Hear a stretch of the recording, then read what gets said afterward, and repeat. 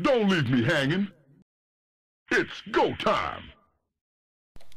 Hey everybody, this is Josh, your best buddy in the whole world, and here we have Game 2 in a best-of-3 series being played on Shakuras Plateau between evil geniuses IdrA, the amazing Zerg player from the United States / South Korea. He is the red Zerg down here on the bottom right corner of Shakuras Plateau, and his opponent, once again, is Ace, all the way from South Korea, and he is the blue Protoss down in the bottom left corner. So in that last match, that Game 1 on Lost Temple, we saw a pretty standard Protoss opening for this matchup, but Ace followed it up with some nice Stargates and a lot of gateways, and basically lifted IdrA's hopes off the ground of winning that game with a million Phoenixes and basically dominated him. So we'll see if Ace was content with that build that he did in that first game and tries to do it again, or if he's got something else up his sleeve to try and mix up Mr. IdrA. So far, nothing crazy happening here on this map, Shakuras Plateau. He is dropping a pylon out here in front of his natural once again, so I think we can expect a little bit more of the same from that first game with a nice Forge Gateway, Cybernetics Core wall off perhaps up here at the natural. But of course Shakuras Plateau is a little bit different from Lost Temple in that these destructible rocks will allow entry into your main, actually very close to your mineral lines, so Ace can't just fortify his natural. He needs to actually pay attention to both sides. IdrA will take that chance in the back rocks if you let him, and if you don't fortify that position. So soon IdrA will be seeing exactly where his opponent Ace is as soon as this Overlord, this slow, pokey Overlord, finally comes up the side of this main and continues on. Will he ever see that Nexus? My goodness. Actually, he'll probably see a probe before he sees the Nexus, but any moment now, he'll see a probe. Oh, okay, he saw everything. So, Ace knows where IdrA is. He sent a scouting probe and is actually denying IdrA from dropping a hatchery here. It looks like he actually did want to drop a hatchery too. He's already got his extractor up. His spawning pool's almost done. He's got near 300 minerals, and he probably wants to get that hatch as soon as humanly possible. But Ace just being annoying with that probe long enough, waiting for some lings to be built perhaps before actually leaving with that probe, and IdrA the whole time is trying to chase him down and kill him with his drone's claws.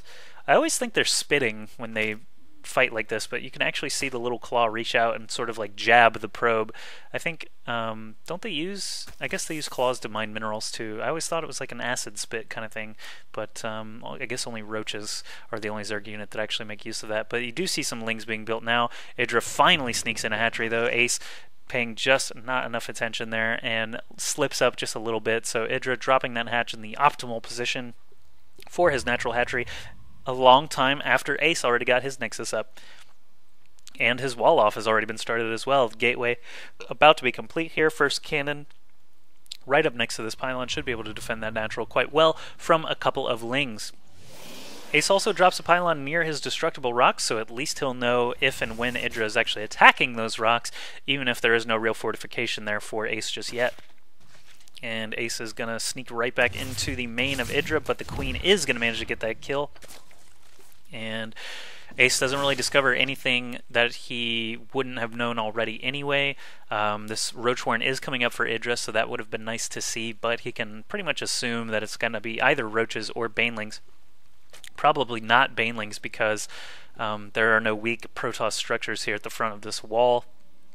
It's not like a Terran wall-off where supply depots and bunkers are more common. Banelings just roll right through those, not to mention add-ons tacked on to barracks or factories or things like that. All of these buildings have quite a lot of health and would take a lot of Banelings to bust. That's why you don't see it quite as much. You see it every now and then, but it's really kind of a rarity. So Roaches are the much more common choice for ZVP, even though Stalkers do quite a good job against Roaches in numbers, and of course Sentries can be very good for Protoss players to be able to ward off that kind of attack.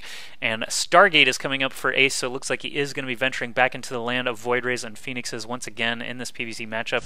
I'm not sure if he'll get a Void Ray first like he did on Lost Temple, or if he'll go for the Phoenix first this time around. Either way, IdrA has not gotten a lair started just yet. He's just gotten his Roachwarren. Looks like he's going for a much quicker attack this time around, just getting Zergling speed and enough Roaches to break down his own destructible rocks.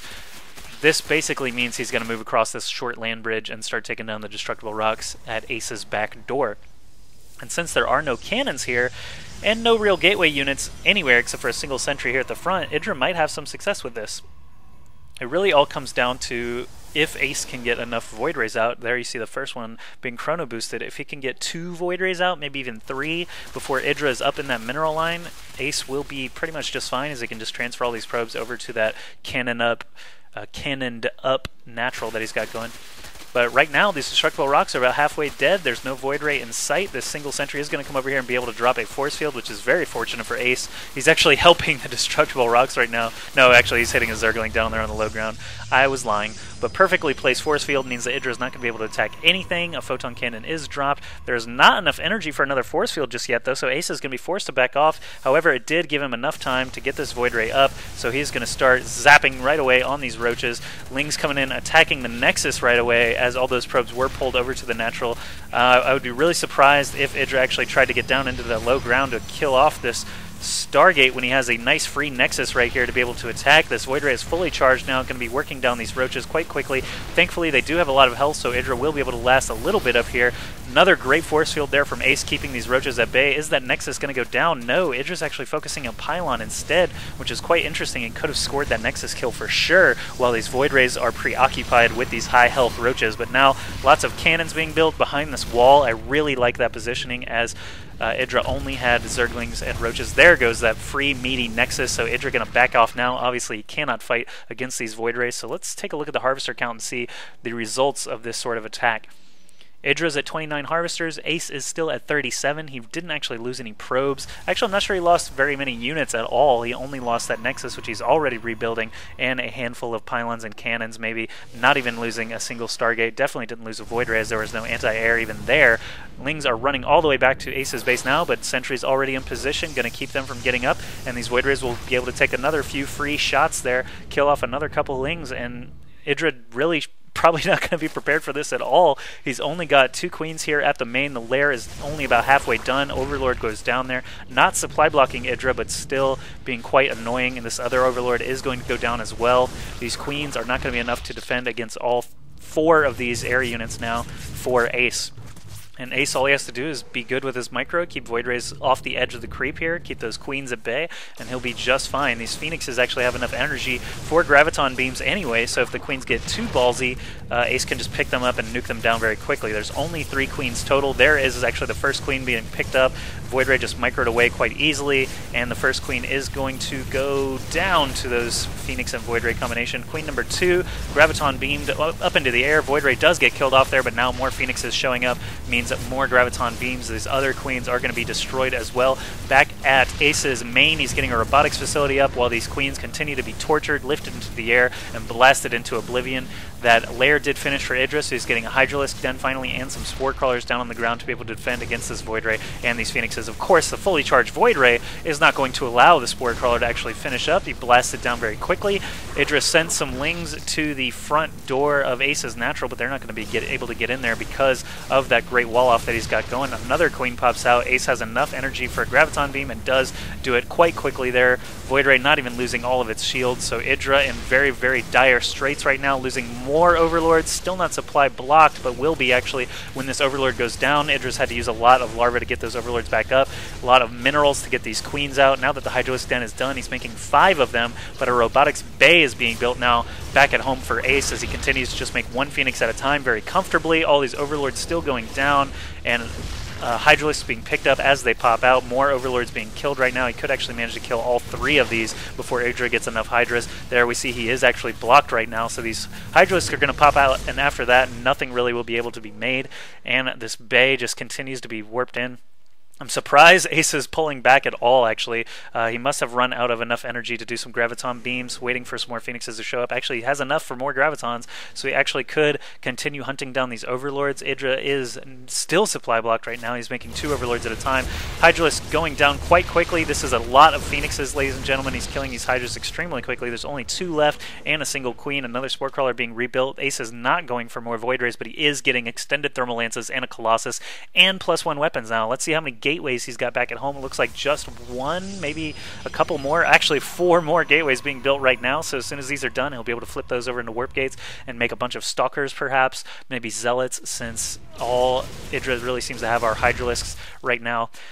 These 6 Phoenixes still just doing terrible, terrible damage to IdrA back in his main, and he is right at his supply cap, being forced to make more Overlords now at 68 supply. This first Colossus is going to finish. Ace finishes up his 4 warp gates as well, and he's going to be able to warp in a round of units. Let's see what he actually chooses to do as that first Colossus finishes and marches his way up to join the rest of the army there. Here come the warp-ins. They are just going to be Zealots, a nice little support force for all these Phoenixes and the single Colossus. All these sentries, of course, are a great complement for the Colossus as well. IdrA really only has some Speedlings, which are way out of position to be able to do anything against this force.